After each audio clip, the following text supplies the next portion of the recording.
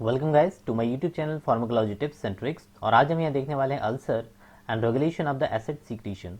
तो गैस चलिए स्टार्ट करते हैं आज का वीडियो। और वीडियो स्टार्ट करने से पहले I would like to request you, जो भी पर्सन है नए हैं please like share the video and subscribe my channel, hit the bell notification, ताकि जो भी वीडियोज़ आपको सही टाइम पर मिलते रहें।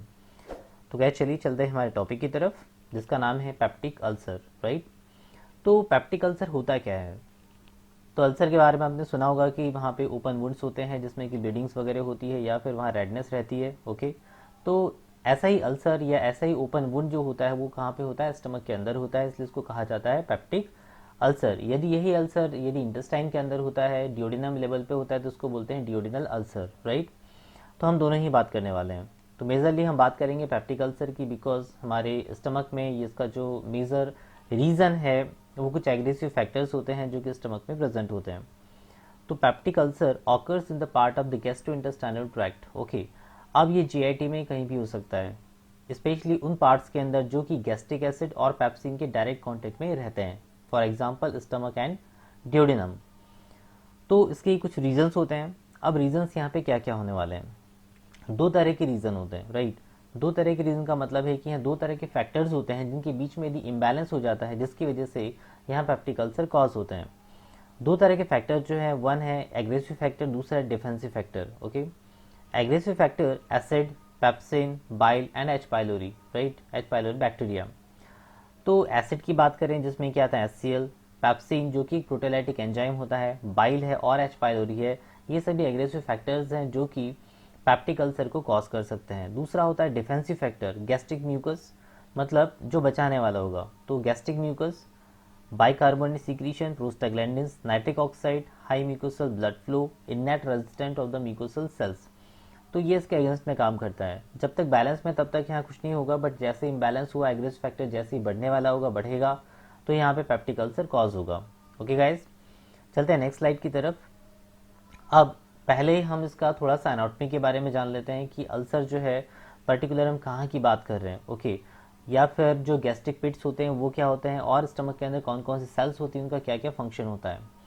तो गैस्ट्रिक पिट्स जो होता है, पिट्स का मतलब होता है कि छोटे वहाँ पे कुछ न कुछ होल्स होते हैं। कहाँ पर?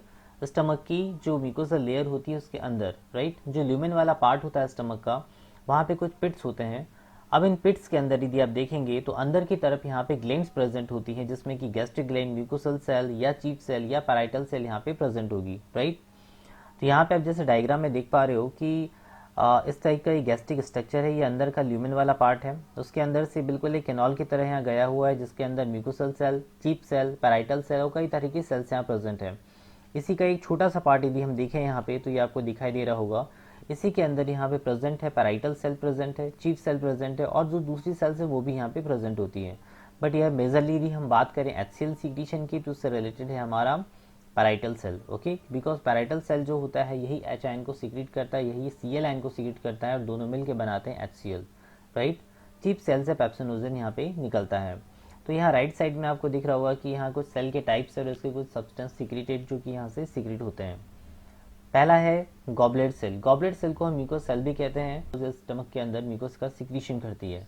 पैराइटल सेल होता है गैस्ट्रिक एसिड का सीक्रेशन करती है, हाइड्रोक्लोरिक एसिड। नेक्स्ट है चीफ सेल।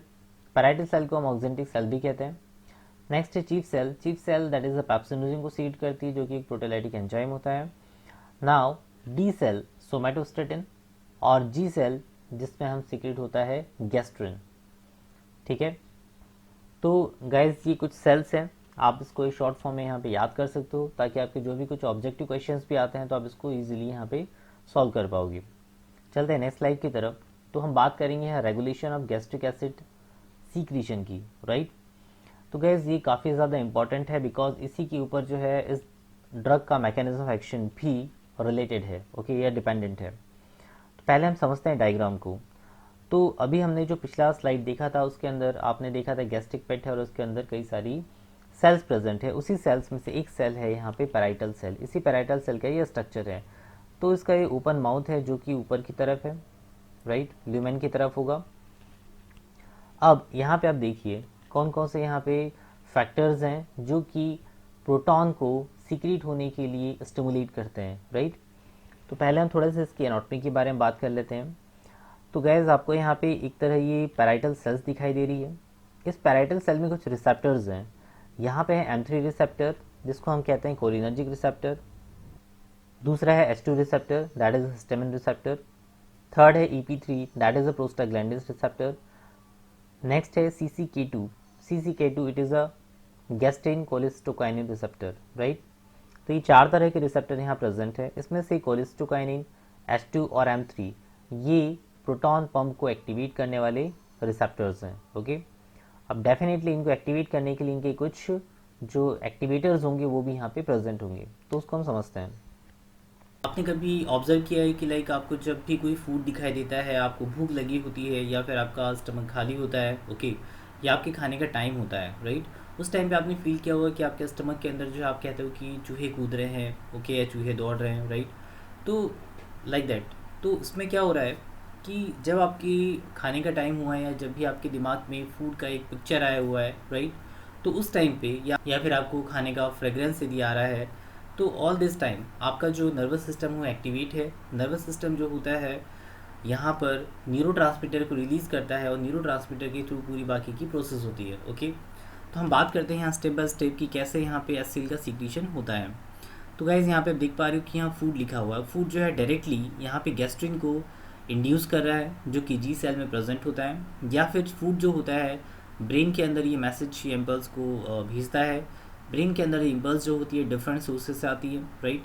तो वेगस नर्व का स्टिमुलेशन होता है। आफ्टर दैट एस्टाइलकोलिन यहाँ सिक्रीट होता है। एस्टाइलकोलिन जो कि गैंग्लियोनिक सेल्स होती हैं इसके ऊपर आके बाइंड होता है, और एस्टाइलकोलिन के जो रिसेप्टर्स प्रेजेंट होते हैं इसके ऊपर एन और M receptor, nicotinic and muscarinic receptor, right.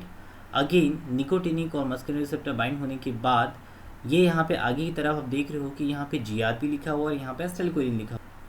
Again यहाँ पे जो ये न्यूरॉन्स होते हैं एस्टाइलकोलिन को रिलीज़ करते हैं और यहाँ पे ये गैस्ट्रिन रिलीजिंग पेप्टाइड को रिलीज़ करते हैं, राइट। ये दोनों ही पॉजिटिव इफेक्ट, मतलब पॉजिटिव का मतलब होता है कि यहाँ पोटेंशिएट कर रहे हैं, ओके, गैस्ट्रिन के रिलीज़ को पोटेंशिएट करना, प्लस साइन इंडिकेट कि यहाँ पर ये इसको बढ़ा रहे हैं, राइट। तो GRP की बात करूँ या फिर एस्टाइलकोलिन की बात करूँ, दोनों ही गैस्ट्रिन के रिलीज़ को यहाँ से इंक्रीज़ करते हैं, ओके। तो एक तरफ ये एस्टाइलकोलिन और GRP गैस्ट्रिन के रिलीज़ को बढ़ा रहे हैं, वहीं पे एस्टाइलकोलिन जो है दूसरी तरफ आप देख पा रहे हो कि यहाँ पर ECL सेल्स प्रेजेंट है। बात करें हम हिस्टामिन की या हिस्टामिनोसाइट्स की, तो हिस्टामिनोसाइट के अंदर मस्कारेनिक रिसेप्टर, कोलिसिस्टोकाइनिन रिसेप्टर यहाँ प्रेजेंट होता है।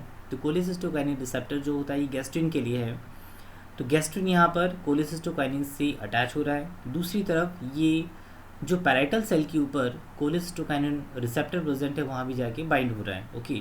मतलब ये दोनों तरह से एक्शन यहाँ पे परफॉर्म कर रहा है। तो जैसे ही यहाँ पर हिस्टामिनोसाइट्स के ऊपर ये न्यूरोट्रांसमीटर आके बाइंड होते हैं, यहाँ से हिस्टामिन का रिलीज़ होता है, राइट।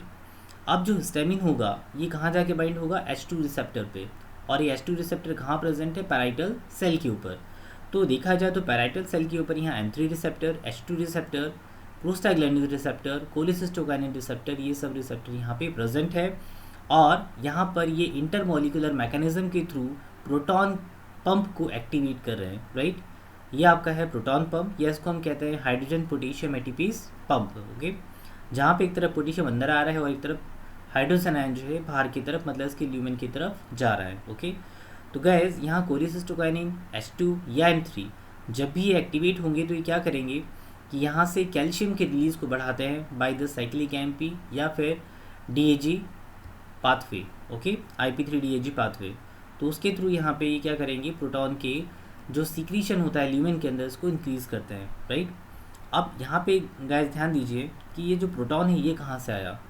तो आप यहाँ देख पा रहे हो कि सेल के अंदर वाटर और कार्बन डाइऑक्साइड दोनों जब ऐड होते हैं in the presence of carbonic anhydrase enzyme, it form the H2CO3 carbonic acid बना। तो यहाँ पर ये बनाते हैं कार्बोनिक एसिड H2CO3। अब ये H2CO3 जो होता है ये अनस्टेबल होता है, इसलिए कन्वर्ट हो जाता है H+ आयन में और HCO3 नेगेटिव, मतलब बाइकार्बोनेट आयन में। तो यहाँ पे जो H+ आयन है यही H आयन जो होता है ये ल्यूमेन की तरफ मूव ऑन होता है, ओके गाइज। तो यहाँ पर गैस्ट्रिन इस रिसेप्टर के थ्रू इसको एक्टिवेट कर रहा है, मतलब कैल्शियम के रिलीज़ को बढ़ाएगा, और ये कैल्शियम क्या करेगा, यहाँ प्रोटॉन के रिलीज़ को बढ़ाएगा। दूसरी तरफ एस्टाइलकोलिन जो कि मस्कारेनिक रिसेप्टर पर जाके बाइंड हो गया इस M3 रिसेप्टर के ऊपर, ये भी यहाँ पे इनडायरेक्टली कैल्शियम के रिलीज़ को बढ़ा के प्रोटॉन की एक्टिविटी को बढ़ाएगा। हिस्टामिन ऑलरेडी यहाँ बता चुका हूँ मैं आपको कि ये प्रोटॉन की एक्टिविटी मतलब प्रोटॉन के रिलीज़ को ल्यूमेन के अंदर ही इंक्रीज़ करता है, राइट। तो ये सब प्रोसेस के थ्रू यहाँ पे hydrogen potassium ATP pump activate होता है और एक्टिवेट होने के बाद ये जो प्रोटॉन है इस ल्यूमेन के अंदर आ जाता है, राइट। यही प्रोटॉन जो है इस ल्यूमेन से होता हुआ, इस माउथ से होता हुआ कहाँ चला जाएगा, गैस्ट्रिक पिट में जाएगा और गैस्ट्रिक पिट से होता हुआ स्टमक के अंदर रिलीज़ हो जाएगा, ओके। यहाँ पर आप देखेंगे कि पोटेशियम और क्लोराइड के लिए अलग चैनल्स हैं, तो यहाँ से ये क्लोराइड आयन निकल के ये भी कहाँ जाता है, इसी पिट के थ्रू स्टमक के अंदर जाता है, जहाँ पे H और Cl दोनों मिलके क्या बनाते हैं, HCl बनाते हैं, राइट। तो क्या ऐसा नहीं, बिल्कुल नहीं है कि यहाँ पे HCl जो है पैराइटल सेल रिलीज़ करती है, यहाँ H आयन अलग रिलीज़ होता है, Cl आयन अलग रिलीज़ होता है, दोनों मिल के गैस्ट्रिक पिट के ऊपर या म्यूकोसा के ऊपर यहाँ पे HCl का फॉर्मेशन करते हैं, राइट। इसी डायग्राम को समझाने के लिए मैंने यहाँ पे इजी वे में यहाँ लिखा हुआ है, एक रे डायग्राम यहाँ पर है, इसको भी बिल्कुल आप यहाँ पे देख सकते हो।